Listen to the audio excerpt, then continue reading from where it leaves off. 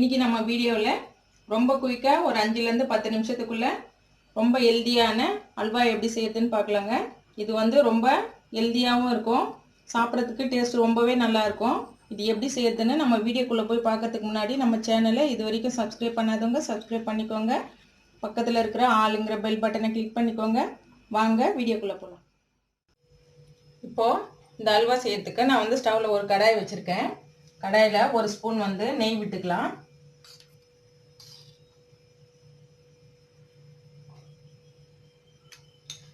நெய் வந்து நல்லா ஹீட் ஆனதுமே நான் வந்து 100 கிராம் வந்து பாசிப்பருப்பை நல்லா கழுவி சுத்தம் பண்ணி தண்ணியெல்லாம் வடித்து எடுத்து வச்சுருக்கேன்.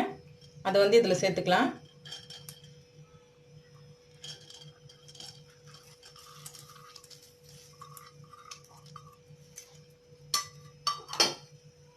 பாசிப்பருப்பை இந்த மாதிரி நெய்யில் வறுத்து செய்யும்போது அல்வா வந்து நல்லா டேஸ்ட்டாக இருக்கும். இது வந்து இப்போது நெய்யில் நல்லா வறுத்து விட்டுக்கலாம்.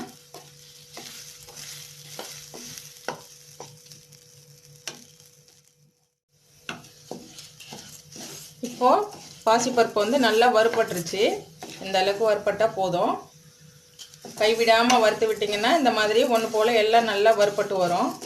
இப்போ ஸ்டவ்வை ஆஃப் பண்ணிவிட்டு நம்ம இது நல்லா ஆற வச்சு மிக்ஸி ஜாருக்கு மாற்றி நல்லா ஃபைன் பவுடராக வந்து அரைச்சி எடுத்துக்கலாம். இப்போது நான் வறுத்து வச்சுருந்த பாசிப்பருப்பை வந்து நல்லா நெய்ஸாக வந்து அரைச்சி எடுத்துகிட்டு வந்திருக்கேன். இப்போது ஸ்டவ்வில் வந்து ஒரு கடாய் வச்சுருக்கேன். கடாயில் வந்து ஒரு 3 ஸ்பூன் வந்து நெய் விட்டுக்கலாம்.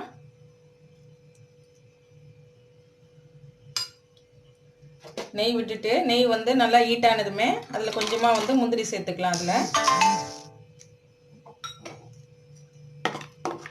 முந்திரி வந்து நல்லா வறுத்து விட்டுக்கலாம். அதில் ரொம்ப செவக்க வேணாம் முந்திரி.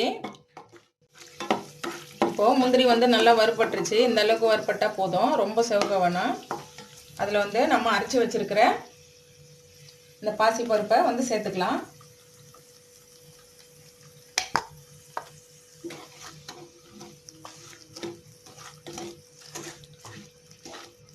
சேர்த்து இந்த நெய்யிலே வந்து நல்லா வறுத்து விடலாம். இதை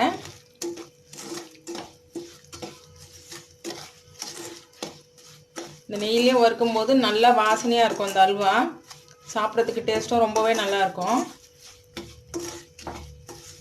இந்த அளவுக்கு வறுத்து விட்டதுமே இதில் வந்து நம்ம இப்போது 2 கப்பு பால் சேர்த்துக்கலாம். நம்ம எந்த கப்பால் பாசிப்பருப்பு வளர்ந்தோமோ அதே கப்பால் 2 கப்பு பால் சேர்த்துக்கலாம்.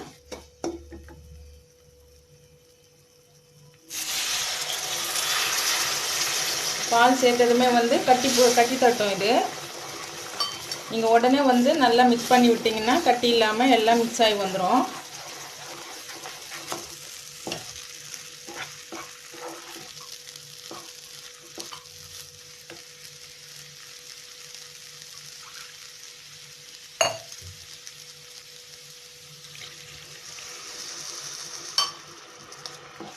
ரெண்டு கப்பு பால் சேர்த்து நல்லா கட்டி இல்லாமல் எல்லாத்தையும் நல்லா கலந்து விட்டுறலாம்.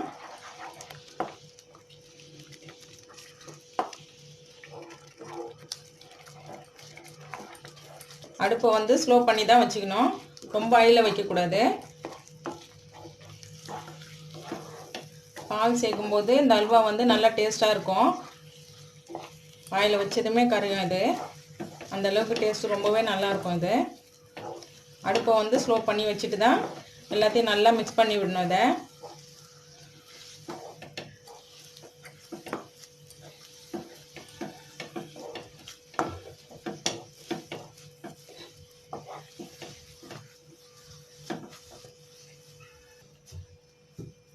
இப்போது பால் சேர்த்து நல்லா கட்டி இல்லாமல் நல்லா கலந்து விட்டாச்சு. நம்ம பால் சேர்த்து வேக வைக்கிறதுனால பருப்பு வந்து சீக்கிரம் வெந்துடும்.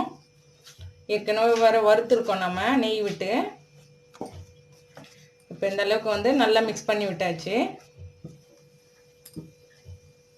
நான் வந்து 1 கப்பு சர்க்கரை எடுத்திருக்கேன். நீங்கள் சர்க்கரைக்கு பதிலாக நாட்டு சர்க்கரை கூட சேர்த்துக்கலாம். எந்த கப்பால் பருப்பு எடுத்தோனோ அதே கப்பால் 1 கப்பு சர்க்கரை எடுத்திருக்கேன். நீங்கள் கப்பு இல்லைன்னா அப்படி இல்லைன்னா டீ டம்ளர் ஒரு சின்ன சைஸ் கிண்ணம் அந்த மாதிரி இருந்தால் கூட யூஸ் பண்ணிக்கலாம் நீங்கள் மெஷரிங்காக. இப்போது சர்க்கரை சேர்த்துட்டு நல்லா மிக்ஸ் பண்ணி விடலாம். அதை சர்க்கரை சேர்த்த பிறகு நல்லா மெல்ட் ஆகி வரும். இலகமாக வந்து தண்ணியாக வந்து அதுக்கப்புறமா வந்து ஓரளவுக்கு திக்காக வரும்.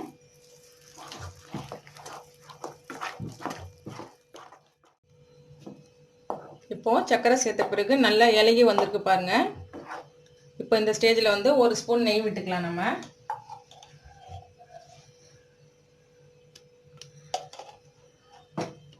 ஒரு ஸ்பூன் நெய் விட்டு இதை நல்லா கலந்து விடலாம்.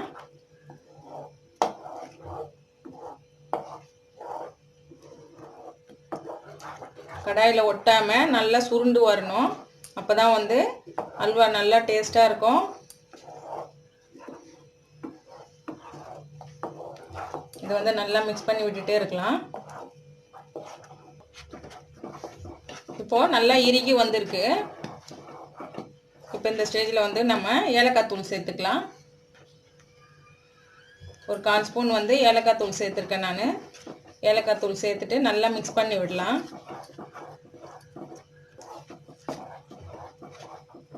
இப்போது இன்னும் 1 ஸ்பூன் வந்து நெய் சேர்த்துக்கலாம். இது அல்வான்றதுனால நெய் கொஞ்சம் அதிகமாக இருந்தாவே நல்லாயிருக்கும். நான் வந்து மொத்தமாக வந்து ஒரு 6 ஸ்பூன் நெய் விட்டுருக்கேன் நான்.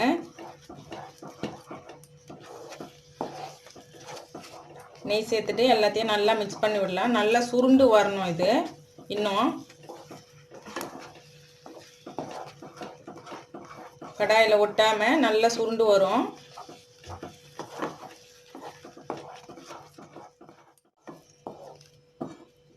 நல்லா சுருண்டு இந்த மாதிரி வரணும். நல்லா அல்வா பதத்துக்கு வந்துருச்சு. இப்போது நீங்கள் கரண்டியால் இந்த மாதிரி சுற்றி விட்டிங்கன்னா கடாயில் ஒட்டாமல் வந்து இந்த மாதிரி இருக்கணும் அல்வா.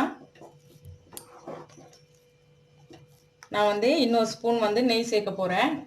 நீங்கள் விருப்பப்பட்டால் சேர்த்துக்கலாம். இல்லைன்னா ஒரு 6 ஸ்பூன் நெய் விட்டிங்களா அதுவே போதும். நெய் கொஞ்சம் எக்ஸ்ட்ரா சேர்த்தோம்னா அல்வாவுக்கு வந்து டேஸ்ட் ரொம்பவே நல்லாயிருக்கும்.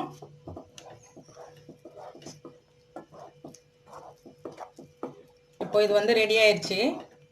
நல்லா குயிக்காக வந்து ஒரு 5லேருந்து 10 நிமிஷத்துக்குள்ளே இந்த அல்வாவை ரெடி பண்ணிடலாம்.